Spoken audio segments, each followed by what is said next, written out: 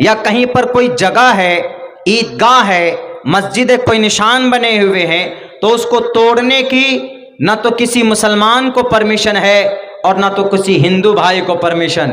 اگر کئی مندر ہے، مورتی ہے، اپنی جگہ پر ہے، مسجد ہے، قبر ہے کہیں پر، وہ اپنی جگہ پر ہے، اس کو رہنے دیا جائے۔ لیکن پتہ ہے کیا ہے؟ لینڈ جہاد، پہلے تو اب لو جہاد، اب لینڈ جہاد، مطلب زمین جہاد۔ زمین جہاد کا کیا مطلب؟ یعنی جہاں جہاں مسلمان بسے ہوئے ہیں، ہم ان کی زمین کو اب چھینیں گے، ان کو یہاں سے بھگائیں گے۔ شاید تم بھول گئے ہو، ان مسلمانوں کو آپ نے راون کہا۔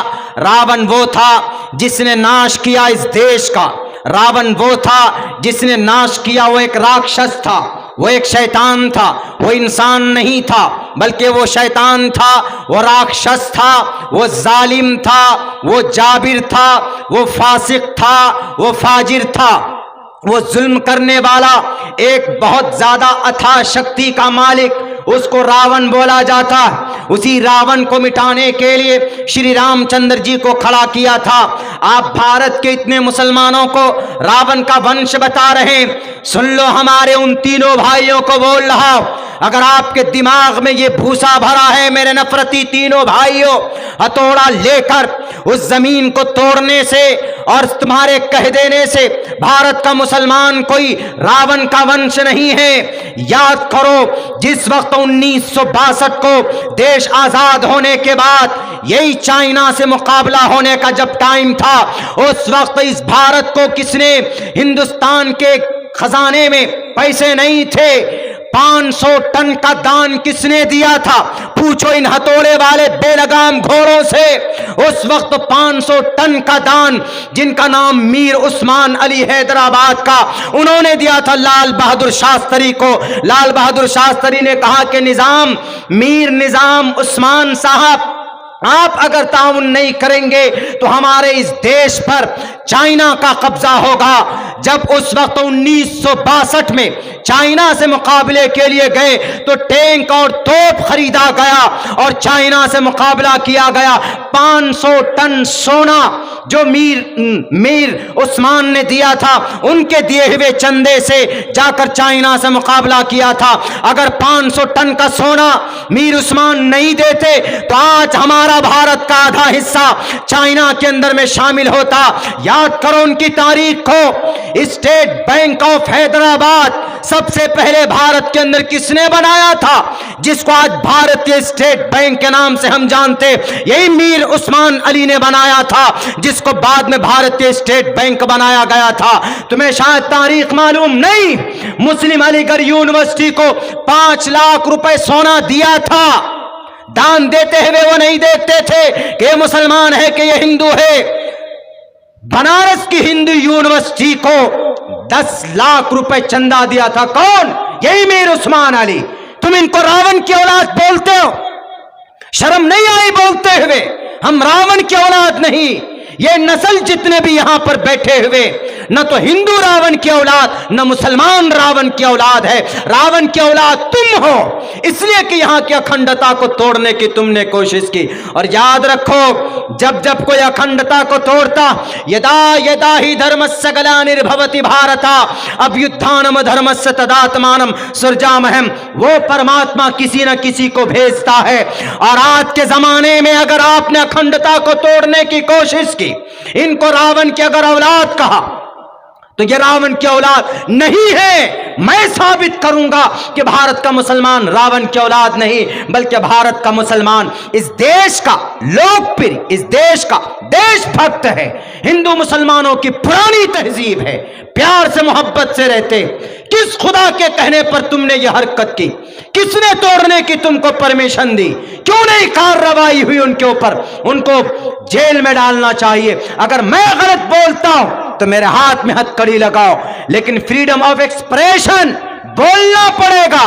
حق بات ہے، فریڈم آف تھاٹ بولیں گے۔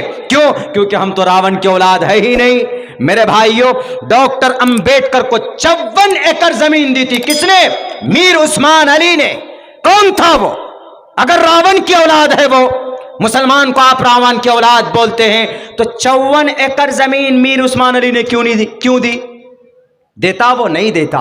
54 एकड़ जमीन दिए मीर उस्मान ने डॉक्टर भीमराव अंबेडकर को कि जाइए कॉलेजेस बनाइए, जाइए स्कूल्स बनाइए, जाइए यूनिवर्सिटी बनाइए। 54 एकड़ जमीन। ताज्जुब की बात है, आज उनको कह दिया जाता है, इन लोगों को, टोपी दाढ़ी वालों को, जिनकी मस्जिद है, जिनके मदरसे हैं, कि जनाब तुम तो रावण की औलाद हो। शर्म होनी चाहिए इस तरह के इल्ज़ामात लगाते हुए, शर्म आनी चाहिए इस तरह की बातें करते हुए, नहीं होनी चाहिए। मेरे नौजवानों, मेरे साथियों, कुछ लोग इस तरह के जालिम दुश्मनाने इस्लाम भारत में नहीं पूरी दुनिया में है। हमें और आपको अल्लाह से तोड़ने, शरीयत से दूर करने की पूरी कोशिशें जारी है, लेकिन हम अल्लाह से कितना करीब हैं हमें और आपको देखना पड़ेगा। अल्लाह से हम कितनी मोहब्बत करते हैं, अपने कुरान से हमें कितनी मोहब्बत है, अपनी शरीयत से हमें कितनी मोहब्बत है। अपनी इस जवानी को सही इस्तेमाल में लगाइए, अपनी ज़िंदगी के सही लम्हात में। इंशाअल्लाह तबारक व तआला बातिल ताकत वक्ती तौर पर उभरती है, लेकिन जब हक आ जाता है, जब आपकी ज़िंदगी में शरीयत होगी, आपकी ज़ुबान पर अल्लाह का नाम होगा, वज़क्किर फ़इन्न ज़िक्रा तनफ़उल मुमिनीन, नौजवानों आपकी ज़िंदगी में सुन्नत होगी तो यकीनन आप कामयाब होंगे। मन अहया सुन्नती इंद फसाद उम्मती फलहु अज्रु मिअति शहीद, 100 शहीदों का सवाब आपको दिया जाएगा अगर आप ऐसे वक्त में सुन्नत रसूलुल्लाह के मुताबिक जिंदगी गुजारते हो। एक बात याद रखो, इस जवानी को ज़ाय मत होने दो। यकीनन जवानी बहुत सारे ऐसे लोग गुजरे कि जिन्होंने अपनी जवानी गलत चीज़ों में बिगाड़ दी, ख़त्म कर दी, तबाह कर दिया, लेकिन जब वक्त आता है, जब बुढ़ापा आ जाता है तो अफसोस करते।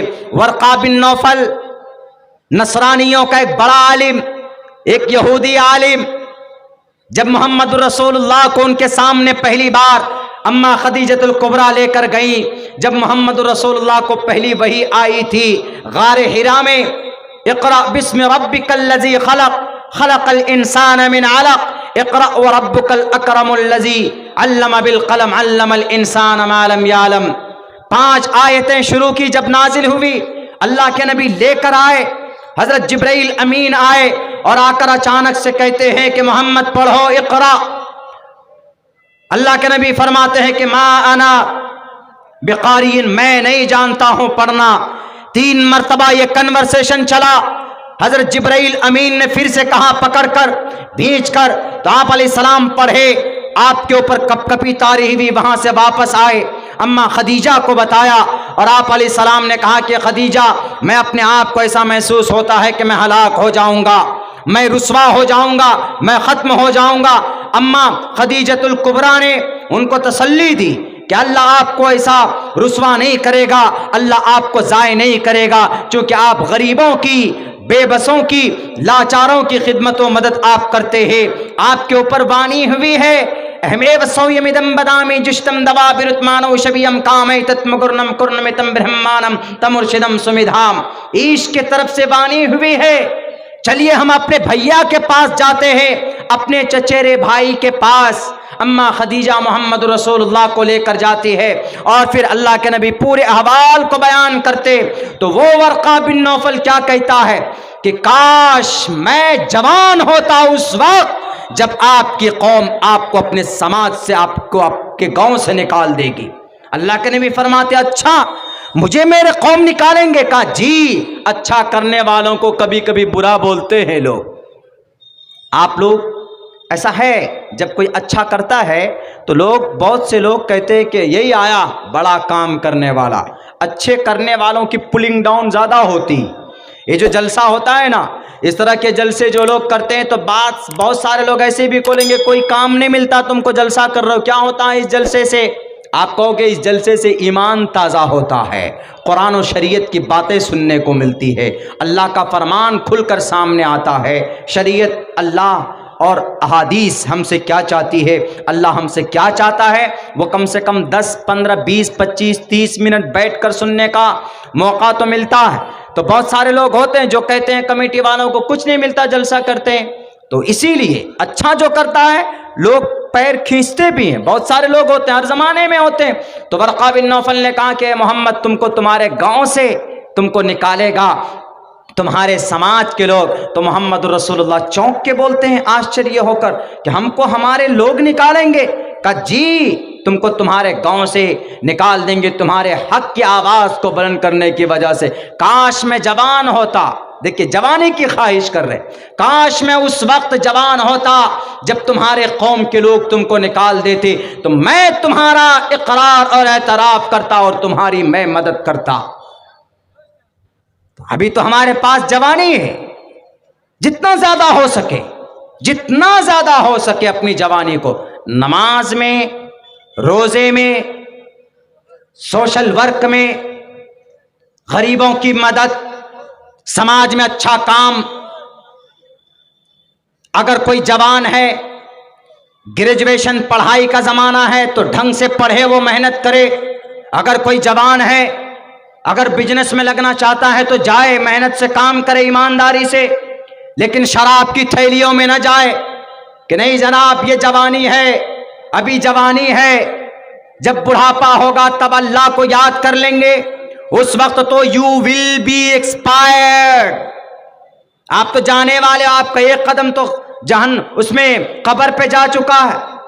बूढ़े होकर नमाज रोजा नहीं, वो तो मरने का समय। इबादत में मजा तभी आता है जब खून के अंदर गर्मी हो। फजर की नमाज में उठो, इस सर्दी में वजू करो ठंड पानी से, अल्लाह कितना खुश होता होगा।